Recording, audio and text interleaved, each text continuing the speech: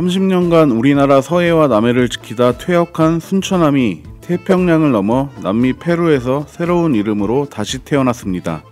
페루 해군은 현지 시간으로 1월 5일 카야오의 해군기지에서 우리나라가 공여한 순천함 입항식을 열고 페루 초대 해군 참모총장 이름을 따서 기세함으로 새로 명명했습니다. 우리가 페루에 공여한 군함은 2016년 경주함에 이어 두 번째입니다. 기세함은 앞으로 페레함과 함께 페루 해군의 원양 작전도 담당하고 환태평양 훈련과 같은 국제훈련에 참여하게 됩니다. 이날 조영준 주 페루 대사는 남미 국가 중 우리 군함 두 척이 공여된 날에는 6.25 참전국인 콜롬비아를 제외하고는 페루가 유일하다며 페루와 우리나라의 우호관계를 드러냈습니다. 후안 카라스코 페루 국방장관은 우리 정부와 해군의 깊은 감사를 표시하며 양국 우호 증진을 위해 함께 노력하자고 맞장구를 쳤습니다. 페루가 이렇게 군함 공여를 반기는 이유는 페루의 아픈 역사와도 연관되어 있습니다. 일본이 패망한 태평양 전쟁 이전에 남미에서 벌어졌던 또 하나의 태평양 전쟁에서 페루는 해군이 밀리면서 패배했던 치욕스러운 과거를 가지고 있습니다. 1800년대 후반 태평양 연안 지역인 안토파가스타는 볼리비아가 칠레와 합의해 영토로 인정받은 곳이었습니다.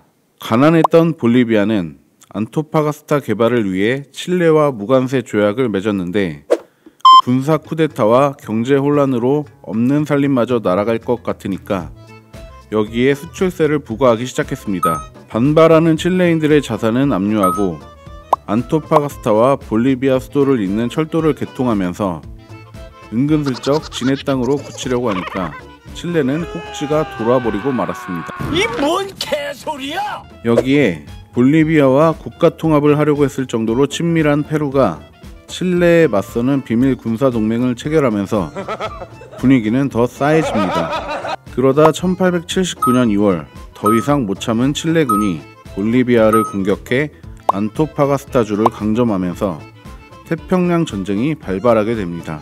안 그래도 거지 같던 볼리비아는 딱히 해군이랄 게 없어서 페루가 대신 칠레와 해전을 벌였는데 장갑함을 중심으로 힘을 키웠던 칠레 해군에 비해 급이 딸리는 페루 해군은 앙가모스 해전에서 참패하게 됩니다. 이 전투에서 페루 해군 사령관인 미겔 그라우 제독이 전사하고 기함마저 빼앗기면서 페루는 아주 박살이 납니다. 그렇게 페루와 볼리비아는 칠레에 패배하고 땅마저 내놔야 했습니다. 태평양 전쟁의 결과로 칠레에 흡수된 안토파가스타는 매장량이 어마어마한 구리광산으로 유명한 지역입니다. 2013년 기준 이곳의 광물 생산액은 7조 4,749억 페소로 당시 환율로 계산하면 약 150억 달러 정도 되는데 같은 해 볼리비아 GDP가 300억 달러인 걸 보면 볼리비아가 눈들어갈 만했던 수준인 겁니다. 게다가 볼리비아는 태평양과 맞닿아 있는 지역을 뺏기면서 내륙국이 되어버립니다. 이제는 무역이든 뭐라든 칠레나 페루를 거쳐야 태평양으로 나갈 수 있게 된 셈입니다. 페루야 친하니까 그렇다 쳐도 칠레는 지날 때마다 열받겠네요. 어쨌든 태평양을 끼고 전쟁을 하다 보니 바다를 통한 보급과 공격이 가장 중요했는데 해군이 약한 페루는 뼈저리게 해군의 중요성을 느끼게 됩니다. 그 뒤로 페루는 칠레, 아르헨티나 등과 함께 남미 국가에서도 어깨 좀 펴고 다닐 수 있을 정도로 해군을 키우려고 했고 어느 정도 성과를 내고 있습니다. 이런 페루에게 정비 싹 해서 포항급 초계함을 공짜로 줬으니 한국을 반길 수밖에 없는 겁니다. 우리가 이렇게 페루에 2번씩이나 군함을 공유한 데는 기브앤테이크를 위한 빅픽처가 있었습니다. 이런 공여를 바탕으로 신뢰를 쌓아 두 나라 간의 교역도 늘어나게 됐습니다. 우리나라는 2020년 기준으로 27억 달러 규모로 중국과 미국에 이어 페루가 세 번째 많이 수출하는 나라가 됐습니다. 우리나라로부터 수입하는 것도 4억 8,300만 달러로 10손가락 안에 드는 수준입니다. 특히 처음으로 공유했던 경주함을 바탕으로 이듬해 우리나라는 훈련기 KT-1P 20대를 페루에 판매하기도 하면서 방산 수출도 성공적으로 이뤄냈습니다.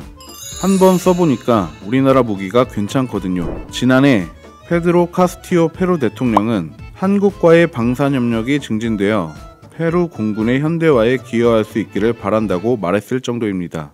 엔지니어링 분야도 도화 엔지니어링의 페루 친체로 신공항 건설 PMO 사업을 시작으로 활발한 활동을 이어나가고 있습니다.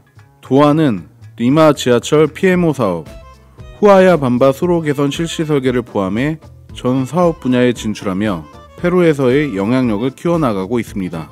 한국과 페루 간 체결된 엔지니어링 계약은 한국 전체 계약액의 34.3%를 차지하고 있으며 전체 건수로는 26.1%를 차지할 정도로 높은 비중을 보이고 있습니다. 특히 페루에서의 건당 수주액은 평균보다 약 2천만 달러를 상회하는 수준으로 다른 나라와 비교했을 때 가치가 매우 높은 편입니다. 쉽게 생각하면 페루는 이제 황금알을 낳는 거위가 된 셈입니다. 페루에 공유한 군함들이 전혀 아깝지 않은 상황입니다.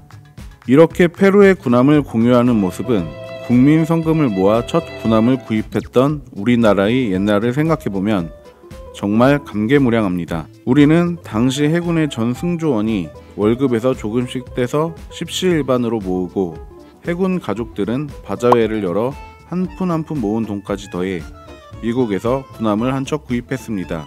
이렇게 우리나라에 들어온 첫 군함인 백두산함은 6.25 때 대한해협에서 부산항 부두시설을 파괴하려고 침투하던 북한 수송선을 격침시키는 공로를 세웠습니다. 이런 노력들이 하나하나 모여 우리는 한국 전쟁에서 승리할 수 있었고 지금의 대한민국을 만들어낼 수 있었습니다. 원조를 받던 나라에서 원조를 주는 나라로, 군함 한 척을 사기 위해 국민이 돈을 모으던 나라에서 군함을 선물할 수 있는 나라로 성장한 대한민국이 자랑스럽습니다.